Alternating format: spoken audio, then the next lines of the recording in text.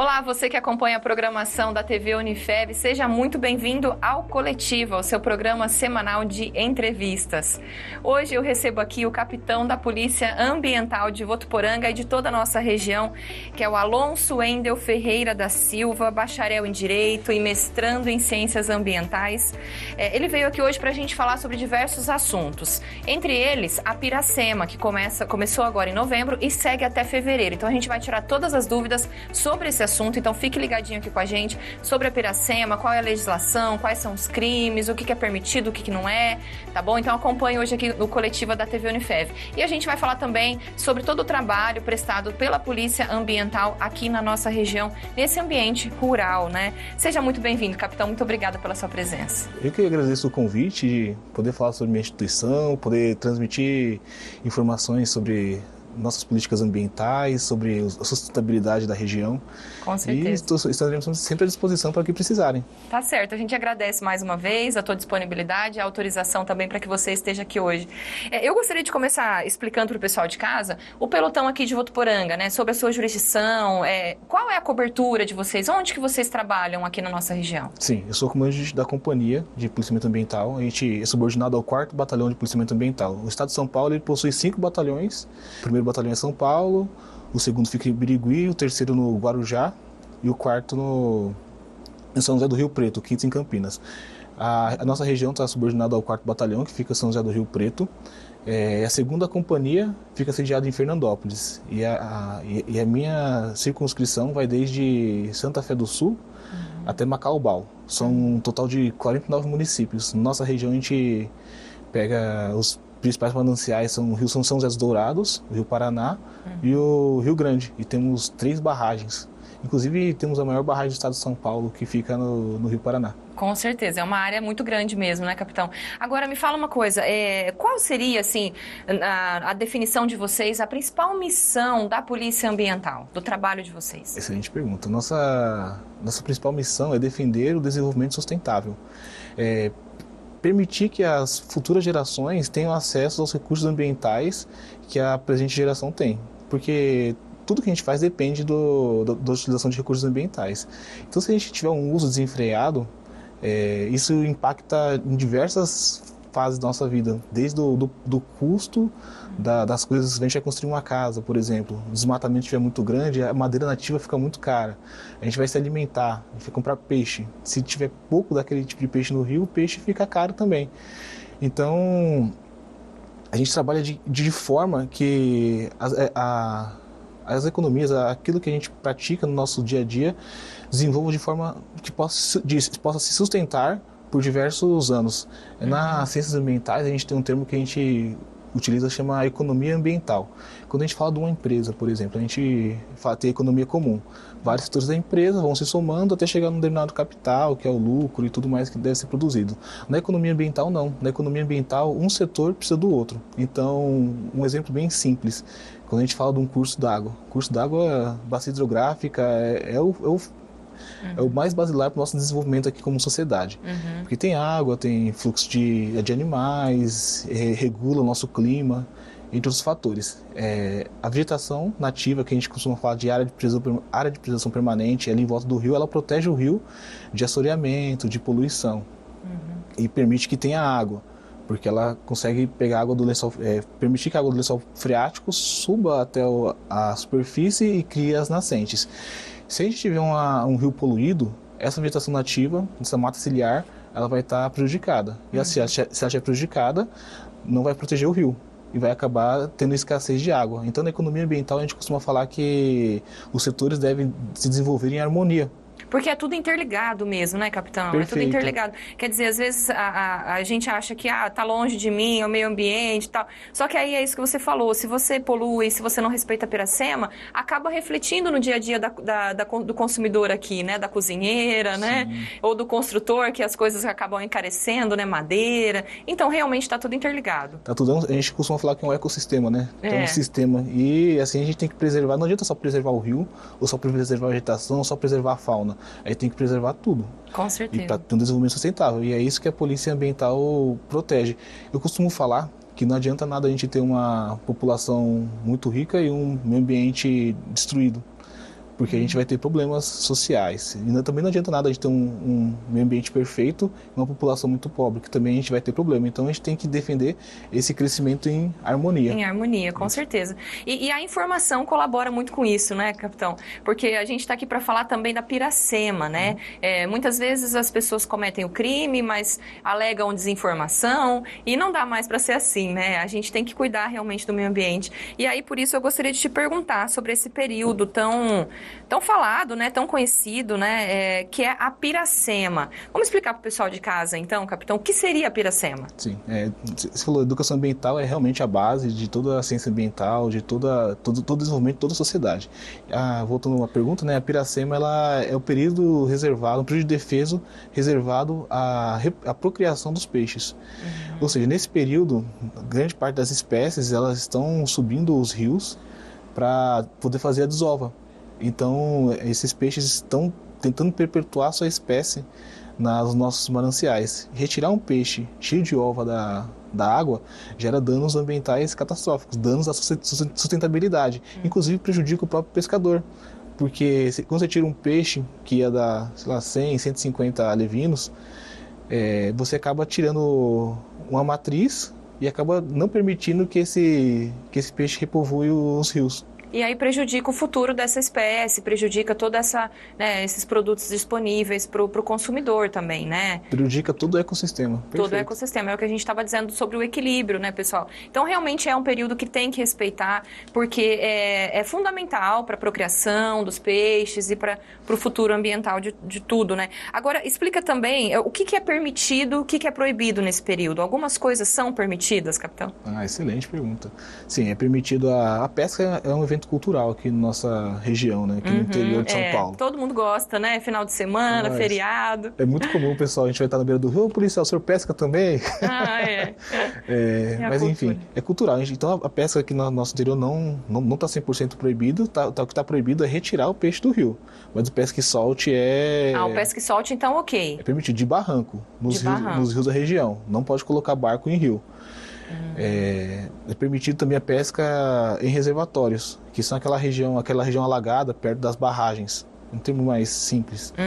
E é permitido também a extração de peixes exóticos na nossa região. Aqui na nossa região a gente tem o tucunaré, que é exótico, a curvina, o bagre africano, o zoiudo. Esses são permitidos? São permitidos da pesca. É permitido, então, nesse período de piracema mesmo? Sim. Você pescar e levar embora? Isso, respeitando os limites, sim. 10 quilos de peixe, mais um exemplar por pescador. Até porque essas espécies exóticas, em tese, elas causam um desequilíbrio ecológico também, porque são espécies introduzidas de outros países, por conta do sabor da carne, por conta da comerciabilidade, e elas causam um prejuízo ecossistêmico pra gente. Entendi. Pesca e Pague está atualizado. Tá autorizado, sim, essas áreas. Então, dá para ir, né? Vamos pros pesca e pagues aí da nossa região, que tem vários, né? Enquanto isso, né? Eu acho que é a melhor solução. É isso. É proibido também só uma curiosidade, é proibida a competição de pesca nos rios, mas é permitida a competição pesqueira nos reservatórios e nos pesca e pagues também. Então, se é pescar, quer competir pesca, vai lá pro pesca e pague, seja tem muito essa feliz. Solução, né? Sim. Então, até fevereiro, pessoal, muita atenção aí a essas recomendações. Se o pessoal de casa ficar na dúvida, de repente, pode ligar lá na polícia e tirar essa dúvida com vocês, né, capitão? Sim, a polícia ambiental, ela tá aí não apenas para fiscalizar, mas também para orientar o pescador. E nesse diapasão a gente cabe aqui já adiantar algumas das proibições, né? É proibida a extração de peixe nativo, é proibida a utilização de petrechos da pesca profissional, como redes e tarrafas. E aqui na nossa região tem a cultura de fazer a pesca subaquática, né? E a pesca subaquática também pesca com arpão, né? É proibida de ser feita também nesse período. Outra coisa também é a distância das barragens, né? Porque quando o peixe sobe o rio, ele para na barragem. Ele não consegue subir aquilo ali. Então é proibida a pesca a 1.500 metros de distância das barragens. Normalmente quem pesca já sabe, já tem um ponto fixo, que é um linhão, que é uma figueira, que é uma árvore diferente, já sabe, daqui para lá não entra porque vai estar prejudicando o meio ambiente, vai estar prejudicando o desenvolvimento dos peixes, vai estar se prejudicando. De maneira geral, a conscientização dos pescadores é bacana? É bacana, sim. Eu vejo nos meus 10 anos de polícia ambiental, Eu vejo que anualmente as ocorrências vêm diminuindo, é sempre um povo cada vez mais específico que vem causando degradação ambiental nesse sentido. Eu reputo isso aí aos veículos de imprensa que sempre estão reforçando ali a importância da Piracema, sempre levando informação para a população da melhor forma possível. E eu vejo cada vez mais denúncias também. Às vezes a gente está lá no quartel, a gente recebe a ligação falando, ó, tem uma rede armada na beira do morro, ó, o veículo, placa tal, saiu daqui com peixe com veículo carregado com pescado nativo. Eu vejo ele retirando peixe, o pessoal fica cada vez mais E não precisa abismado. se identificar, né? Não precisa se identificar. Eu acho que essa é a base da educação ambiental, sabia? Porque é a mesma coisa do papagaio da vovó. Antigamente todo mundo tinha muita gente tinha um papagaio, né? Hoje em dia a pessoa vai pegar um papagaio da natureza, o próprio filho já fala, ô pai, você vai pegar esse papagaio da natureza? Deixa ele na sua vida. E essa é uma evolução cultural. E eu vejo que no meio da pesca está acontecendo a mesma coisa. Com o tempo, os próprios pescadores vão se conscientizando. Ele vê um peixe nativo ali pescou lá, viu o peixe nativo e solta. Não deu a medida, solta para ele crescer mais um pouquinho e alcançar a sua medida e tudo mais. Interessante, né? E é um período curto, já passa, né? Capitão, e como funciona a fiscalização da Polícia Ambiental nesse sentido, nesse período? Ela é intensificada? Como é que é? Sim, pela importância do período, ela é intensificada sim. Todos os dias nós temos barcos nas águas fiscalizando a atividade pesqueira. E a gente não fiscaliza apenas o rio ou suas margens, vendo quem está fazendo coisa errada. A gente fiscaliza também a fonte de consumo. Quem já pescou peixe antes da Piracema e guarda esses peixes nas suas residências, nos seus comércios. Quem fez esse tipo de atividade teria que ter entregue até o segundo dia útil após o fechamento da pesca uma declaração de estoque. Fala assim, a pesca estava aberta, eu pesquei 10 quilos de dourado.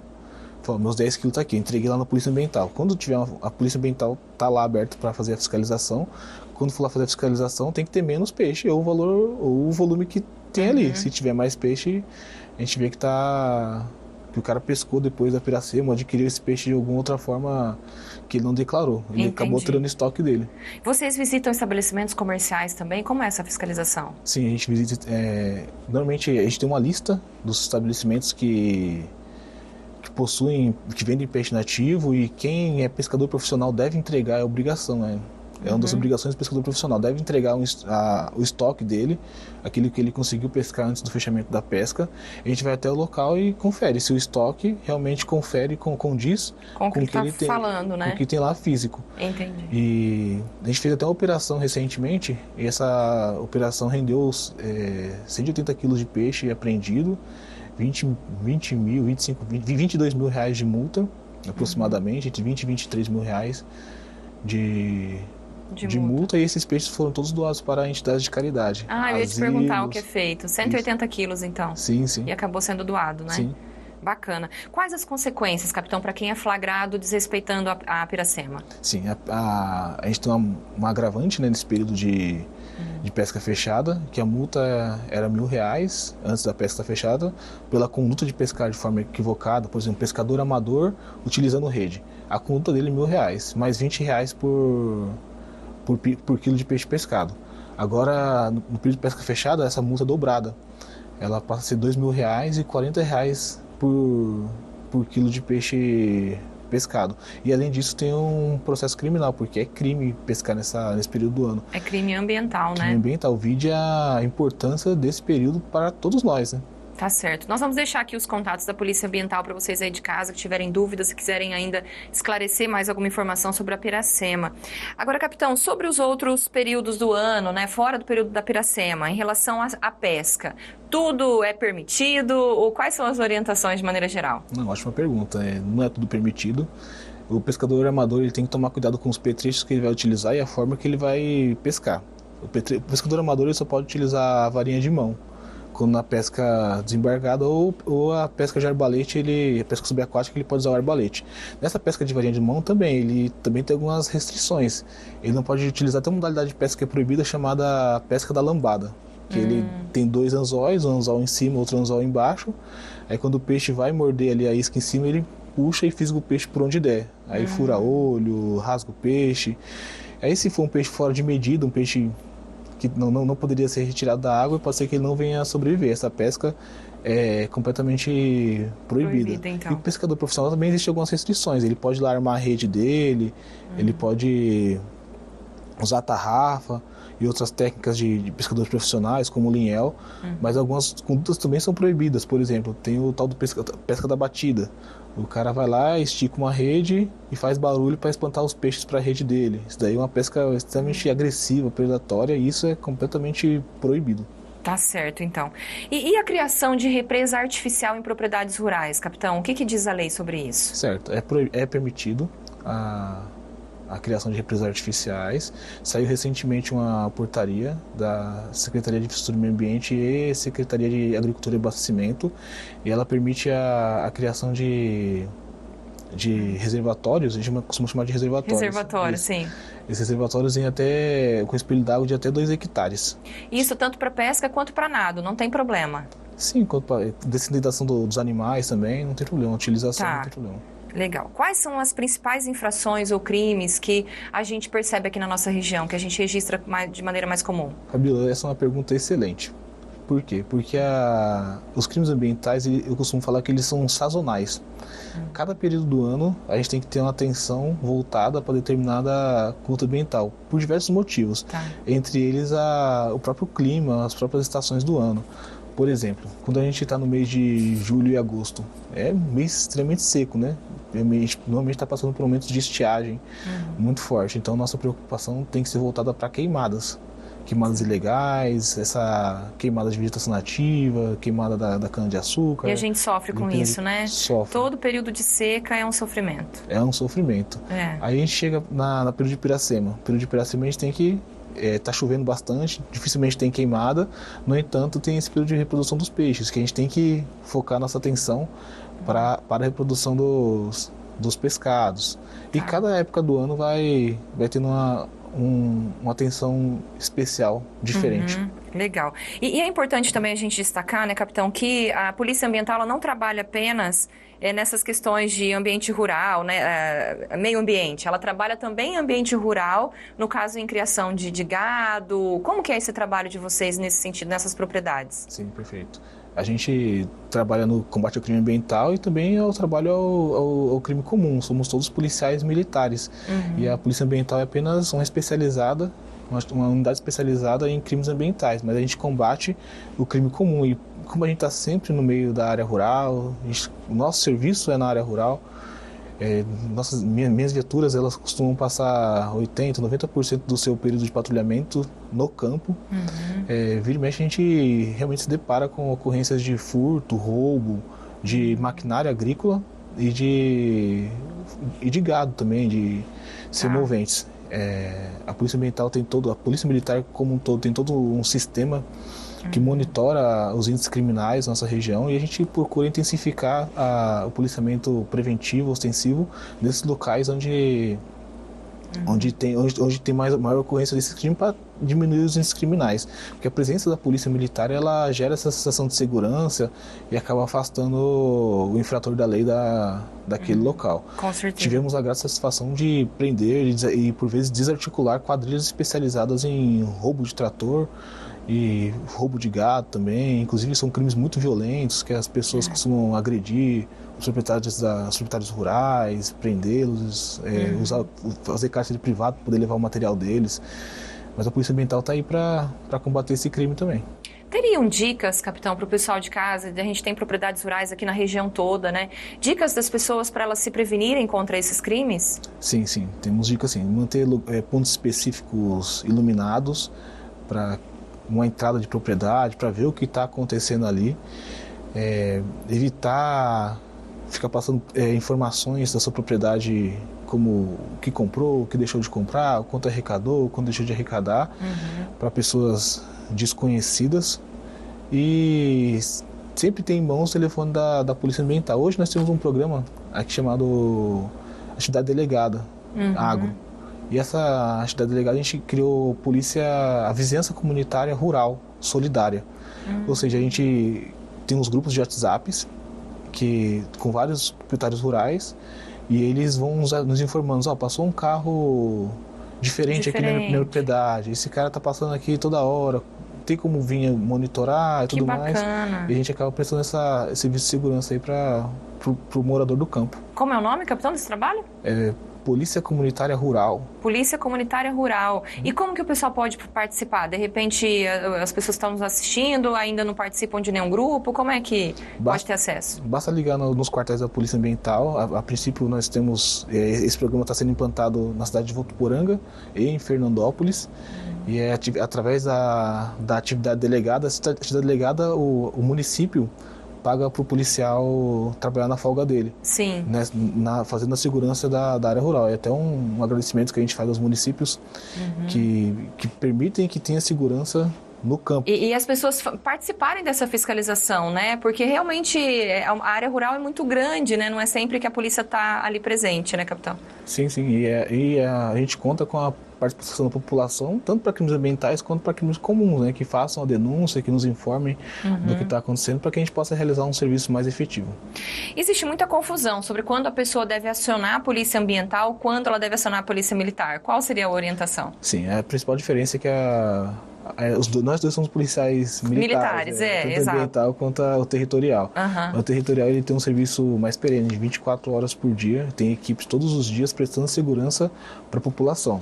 Então, o ideal, se for uma emergência, que ligue no 190 para que possam ser atendidos o mais breve possível. No caso de crimes ambientais, deve ligar para a Polícia Ambiental, que a Polícia Ambiental é realmente a detentora do conhecimento e toda a documentação para fazer os crimes ambientais e permitir um reflorestamento de uma área, a apreensão de um animal que está sendo guardado de forma irregular. O atendimento de vocês é 24 horas, final de semana, claro, né? Sim, atendimento sim, mas por vezes a gente não tem equipe todos os 24 horas por dia, diferentemente do policiamento territorial, que aqui o 16I faz um serviço brilhante nesse sentido, de equipes dia e noite, 24 horas por dia. Qual a sua avaliação sobre a legislação ambiental brasileira? Na tua opinião, ela cobre todas as questões necessárias? Ótima pergunta. Cobrir todas as questões necessárias seria muito difícil, eu digo até impossível, porque o meio ambiente ele é muito dinâmico. E uma coisa que a gente acha que vai acontecer, mais pra frente é totalmente diferente. E no direito ambiental a gente tem até uns princípios chamados princípio da prevenção e da precaução. O princípio da prevenção é quando a gente tem que proteger o meio ambiente porque o dano ambiental é algo previsível. O princípio da precaução é quando a gente não sabe se vai ter dano ambiental, a gente tem dúvida, mas a gente tem que se precaver de eventuais danos ambientais. Sobre a legislação ambiental, eu acredito que nossa legislação é considerada uma das mais protetivas do mundo e a gente está num caminho muito bom de permitir a sustentabilidade. A participação popular é muito efetiva na construção dessas leis e eu acredito sim que as leis do Brasil estão num caminho muito bom. Bacana. Sobre as escolas, né? A gente estava falando sobre educação ambiental, né? É realmente muito, muito importante essa discussão logo nos primeiros anos de vida, né? Dessas crianças, né? Sim, eu acho que é a fase mais importante, porque às vezes o filho, ele acaba educando o pai, né? Porque o pai ele não quer desagradar o filho, né? Então, como eu falei, aquela história do papagaio da vovó. Papai, você vai pegar um papagaio? Por quê? Papai, você vai colocar fogo no quintal? Por quê? Fogo faz mal para tanta gente. E a Polícia Ambiental, a Polícia Militar Ambiental do Estado de São Paulo, ela está à disposição das escolas, que precisa dos nossos policiais para dar palestras e levar esse conhecimento para as escolas aí, pode contar com o apoio da Polícia Militar Ambiental. Isso é interessante também. Agora, capitão, falando sobre a floresta amazônica, né, que está aí no centro dos debates, o trabalho que vocês fazem aqui, ele também interfere na preservação dessa floresta? Com certeza sim, principalmente na fiscalização de madeira nativa. Hoje o Estado de São Paulo é o maior consumidor de madeira nativa do Brasil. Essa madeira normalmente é retirada da Amazônia Legal. Tocantins, Mato Grosso, o próprio estado do Amazonas. E quando ela chega no estado de São Paulo, a gente tem uma fiscalização intensa, tanto no transporte, para verificar a origem dessa madeira, se ela é legal, se ela é do cultivo legal de madeira nativa, ou se ela é oriunda de desmatamento. E por vezes a gente se depara com madeiras oriundas de desmatamento e faz a apreensão da carga inteira, só por curiosidade, né? Hoje o metro cúbico de uma madeira nativa custa em média 5 mil, 6 mil reais. Quando a gente pega um caminhão com 15, 20 metros cúbicos de madeira, é um prejuízo muito bem grande para o traficante de madeira. E aí a gente acaba impactando na preservação da Amazônia. Tá. Porque o crime tem um preço, né? Então, a partir do momento que ele acaba sendo mais custoso do que vantajoso, esse crime não compensa mais. Nenhum crime compensa, né? Sim. Vocês têm um levantamento, capitão, sobre a situação da flora aqui na nossa região? As nossas matas, elas são preservadas? Sim, nós temos um monitoramento, inclusive minha área de pesquisa, que é geoprocessamento, voltada à gestão ambiental e planejamento rural. Legal. E a gente tem um crescimento da vegetação nativa no estado de São Paulo como um todo. Um crescimento, então? Sim. O desmatamento do estado de São Paulo está diminuindo e está aumentando. Agora eu não vou lembrar de qual era a porcentagem, mas aumentou a cobertura verde no nosso estado. Que bacana. Seria o quê? Por mais conscientização dos municípios, replantios? Por diversos motivos. Conscientização, o enriquecimento da lei, uma exigência de licenciamento ambiental diferenciado para a implantação de diversos empreendimentos, as culturas locais, tanto as culturas pessoais como as culturas agrícolas, cada vez mais entendem que a vegetação nativa é importante, e nesse sentido a gente pode falar que existem os serviços ambientais, né, os serviços ecossistêmicos, que a vegetação nativa ela traz diversos benefícios para a agricultura, como a proteção contra diversas pragas, regulação do microclima, presença de água. Uma propriedade rural que tem vegetação nativa bem conservada vai ter bastante água, e isso vai gerar economia para o produtor rural. Por quê? Porque ele não vai precisar pegar água de longe, não vai precisar cavar um poço profundo, vai ter água para irrigar a propriedade dele ali mais perto. E todo esse sistema, conscientização, legislação,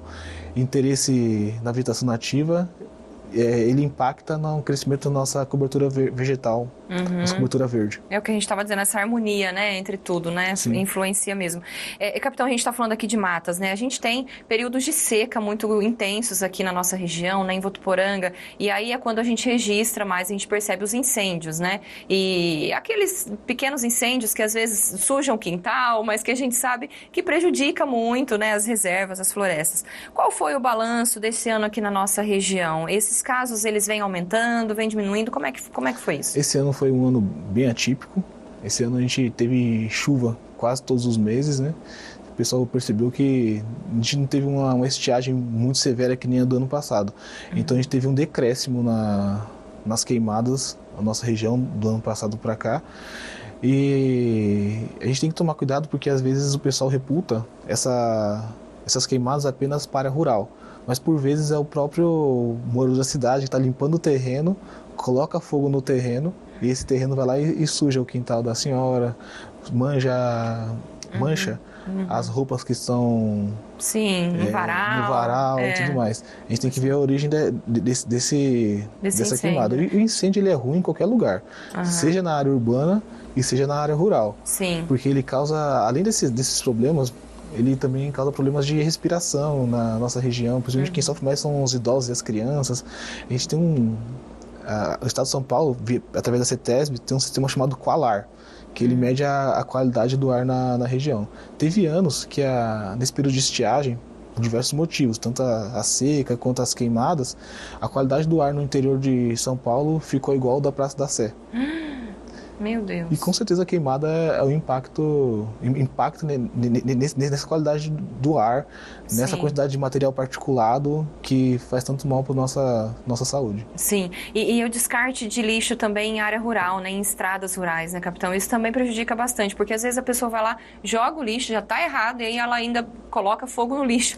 Prejudica mais ainda, né? Prejudica mais ainda, e fora o risco de acidente, né? Se pega fogo na vegetação nativa, quanto tempo a vegetação nativa vai demorar para tomar a maturidade que ela estava, né? 15, 20 anos, Com 30 certeza, anos. E vai ter uma quebra de continuidade, né? Porque a gente nunca vai saber aonde aquela vegetação nativa que foi queimada vai chegar. Sim. Porque ela teve queimada, vai ter que ter um reflorestamento, vai ter que montar as mudinhas de novo, até crescer de novo, até ela fornecer todos os serviços ecossistêmicos que ela estava fornecendo, vai demorar um bom tempo. Outra coisa que é ruim dessa descarte regular é descarte de óleos e tintas irregularmente. Isso daí Ela penetra no solo e pode vir a contaminar nossos lençóis freáticos. Pois é. Que aí sim temos um problema maior ainda. Muito grave, né? Muito grave. Muito a água a gente usa para tudo, né? Tomar banho, lavar louça, beber, produzir comida. E colocar fogo, provocar queimadas é um crime também, a gente tem que deixar isso claro, né, capitão? Perfeito. Colocar queimada é crime e também a infração administrativa, multa. E a multa pode chegar até R$15 mil por hectare. Até R$15 mil, pessoal, por hectare, de acordo com a queimada. Então, né, temos mesmo que ficar atentos a isso em qualquer época do ano. Votuporanga é uma cidade muito quente sempre, né? Então a gente tem que ficar atento mesmo a isso. Capitão, quanto à caça de animais, quais são as principais ocorrências registradas aqui na nossa regional? Sim, atualmente é autorizada a caça apenas do javali, o javali europeu, o Sus scrofa. Tá. E ele é realmente uma praga, ele é considerado uma espécie exótica invasora, causa diversos problemas, principalmente para a agricultura, ele acaba com nascentes, onde tem muito javali, dificilmente a pessoa consegue plantar algumas culturas, como por exemplo milho, ele acaba com a... Então por isso é autorizada a caça do javali? Sim, por isso ele é autorizado. Só que para realizar essa caça a gente tem que seguir determinadas legislações, determinadas regras. Tá. Inclusive para o porte da arma. O que acontece é que durante a pandemia, muita gente foi morar na área rural. Saiu da cidade, o home office, tudo mais para na área rural. E diariamente a gente recebia ligações falando, tô aqui na minha casa e tô ouvindo barulho de tiro. Eu não autorizei ninguém a entrar na minha casa para caçar, porque às vezes a pessoa tá com filho, tá com um senhor idoso, não quer aquele tipo de conduta na casa dele. Então o indivíduo que vai realizar a caça, que vai controlar essa espécie exótica invasora javali, ele tem que ter autorização do dono da propriedade, ele tem que ter documentação da arma, tudo ok, porque senão ele vai acabar incorrendo em crime e infração ambiental também. E quanto a esse porte de armas na zona rural, qual é a recomendação? Sim, ele tem que ter um documento chamado CIMAF. Esse CIMAF, que entre outros fatores, né, o Sistema de Manejo de Fauna, ele é uma das autorizações para realizar a caça naquela propriedade. Ele está autorizado a conduzir essa arma da casa dele até o lugar que ele vai realizar o manejo da fauna. O manejo da fauna invasora, o manejo do javali. Tá. Chegando no local, ele pode portar a arma para caçar o javali. Tá, entendi. Nós temos animais que são comuns aqui da nossa região e que correm risco de extinção, capitão? Nós temos algumas espécies de aves, como por exemplo o pichoxó. Pichoxó? É uma ave pequenininha, está em risco. E recentemente saiu uma portaria, saiu uma lei declarando o peixe pintado como uma espécie em extinção. Espécie em extinção. Então a partir de dezembro vai ser proibida a pesca do pintado. Quem for flagrado pescando o pintado, que é um peixe comum na nossa região, vai ser multado em R$5 mil. Independente da época do ano, a partir de dezembro fica proibida a pesca de pintado? Sim. Se não tiver nenhuma mudança na lei, fica proibida a pesca do pintado. E ele entrou em extinção provavelmente porque não respeitaram na época que deveria. A piracema, é isso? Perfeita leitura, Fabio. É isso. Porque realmente, se tivessem respeitado os tamanhos dele, a desova, o período de desova, é provável, não vou falar com certeza, né? Mas é provável que ele não estivesse em risco de extinção. Que pena, né? Capitão, vocês prestam consultoria também a quem deseja manter algum animal de estimação, mas que seja animal silvestre? Como funciona essa orientação? Então, isso é um ponto que a gente é questionado diversas vezes. Não existe como regularizar um animal silvestre como animal de estimação. Então não existe nenhuma possibilidade. Só o animal comprado direto de cativeiros especializados. O animal nasceu em cativeiro, o animal foi criado daquela forma, ele está ali justamente para isso. Por exemplo, aves nativas, algumas espécies de mamíferos, até mesmo o tal do papagaio. Então, esses animais que foram criados em cativeiros, eles podem ser, já saem regularizados, né? Mas agora retirar um animal da natureza e tentar regularizar essa hipótese... É proibida. É proibido, não existe. Tá certo. E é crime também. Crime também. E é crime alto também, né? Com multa alta, né? Isso, valor de multa também. É inafiançável esse ou eu estou enganada? Não é inafiançável. Mas é passível de multa e tudo? Crime, sim. Tá certo. Quanto aos maus tratos com animais domésticos, como é feito esse acompanhamento pela Polícia Ambiental e em que situação é comprovado o crime? Perfeito. Maus tratos é um crime horroroso, né? Com certeza. E Triste, né? triste demais. A gente normalmente chega através de denúncias nos animais. Os animais hoje são considerados seres sencientes, que eles são capazes de sentir dor e tudo mais. E quando a polícia ambiental chega até o local e verifica que está aquela situação de maus tratos por diversos motivos, seja por conta de violência contra o animal, seja por ausência de comida, ausência de tratos, às vezes o animal está doente e o proprietário não cuidou. Outro animal também que é vítima de maus tratos é o gado. Eu ia te falar isso, porque gado a gente também ouve falar, né, sobre isso. Não é tão comum quanto animais domésticos, né? Sim. Mas também tem, então. Tem sim, porque, por exemplo, esse período de estiagem que a gente está falando agora há pouco, o pasto está seco. E às vezes o proprietário do gado não fornece alimentação para o gado sobreviver. E por vezes a gente recebe denúncias e chega no local, o gado está morrendo de fome e de sede. Isso também é maus tratos, é crime e multa também. Tá certo. Bom, a gente falou agora há pouco sobre o descarte irregular de lixo na zona rural, né, em estradas e tal. Como é feita essa fiscalização? Quais são os crimes? Qual é a multa cometida? Sim, atualmente, quando a Polícia Ambiental não faz essa fiscalização de descarte irregular de lixo atualmente, principalmente do estado de São Paulo. Tá. Mas quando a gente verifica essa situação, a gente notifica as prefeituras para que tomem as devidas providências. Então fica a cargo do poder público fazer essa fiscalização de descarte em zona rural. Sim, poder público municipal, sim. Capitão, a gente está se encaminhando aí, infelizmente, para o finalzinho do programa, e eu gostaria de deixar algumas orientações para o pessoal que desejar fazer alguma denúncia sobre esses assuntos que a gente conversou, ou então tirar alguma dúvida, né, se esclarecer melhor, mas tem receio de se identificar. Eles podem entrar em contato com vocês, não precisa se identificar, pode ser anônimo, como é que é? Sim, a Polícia Ambiental está aí para prestar informações também, para orientar. A legislação ambiental é bem complexa, tem diversos assuntos, lei de crimes ambientais, lei de infrações ambientais, lei de licenciamento ambiental, diversas leis. E a Polícia Ambiental está aí sim para orientar, é só ligar no quartel, aqui o quartel de Votuporanga tem o telefone 3421-9008, não precisa se identificar. E se tiver alguma dúvida, nos traga. Se tiver alguma denúncia, também nos traga. É preferível que a pessoa se oriente antes de tomar uma conduta que não sabe se é certa, dentro da legalidade ou não, do que ir lá e cometer uma infração, cometer um crime, cometer um dano ambiental, por vezes irreparável. Irreparável, com certeza, para ela e para o meio ambiente também, né?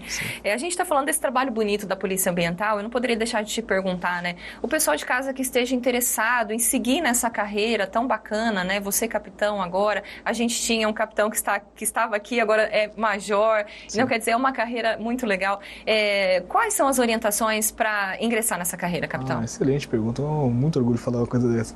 Mas para entrar na Polícia Militar, a Polícia Ambiental é uma unidade especializada da Polícia Militar do Estado de São Paulo. Sim, vocês são considerados policiais militares, né? Perfeito. Sim. E temos a especialidade de fazer fiscalização ambiental também. Tá. Bater o crime ambiental. O ingresso na Polícia Militar se dá de duas formas, ou através da Escola Superior de Soldados, ou através da Academia de Polícia Militar de Barro Branco. A Academia de Polícia Militar de Barro Branco onde são formados os oficiais da Polícia Militar. A pessoa entra como aluno oficial, se forma aspirante, tenente, capitão, major e segue a carreira. A Escola Superior de Soldado, a pessoa entra como soldado e vai subindo na carreira também. Soldado, cabo, aí faz a escola de sargentos, sargento, subtenente. E aí faz como se fosse uma especialização para ser policial ambiental, é isso? A gente tem os cursos de policiamento ambiental e tem que ter a vaga. Vai lá e pede a transferência, pede a movimentação para compor a Polícia Militar Ambiental. Tem uma idade limite para se tornar policial militar? 30 anos. 30 Hoje anos. Os concursos limitam em 30 anos. Tá certo, capitão. Bom, eu agradeço muito a tua presença aqui hoje. Vou deixar liberadas as câmeras para você, se você quiser deixar um recado para o pessoal de casa, nessas orientações importantes sobre a preservação do meio ambiente. Sim, só agradecer a oportunidade de trazer um pouco da minha instituição, que tanto faz pela comunidade paulista, e por vezes nos falta a oportunidade de trazer tantas informações positivas, informar aquilo que a gente faz e pedir para a população que conte com a Polícia Militar Ambiental. Estaremos sempre à disposição para ajudar, salvar vidas, proteger pessoas e exigir o cumprimento da lei. Tá certo, então. E preservar o meio ambiente, né, capitão? Muito bom. Muito bom. Muito bom te receber aqui hoje. Muito obrigada pelas suas orientações. Com certeza foram esclarecedoras para o pessoal de casa, principalmente agora nesse período de Piracema, né? Foi o comecinho do nosso assunto aqui, que segue até fevereiro aí, com diversas regras. Então, vamos ficar atento, pessoal. Muito obrigada a você aí de casa pela sua atenção, pelo seu carinho com o Coletiva. A gente volta na próxima semana com um novo assunto para você. Até lá!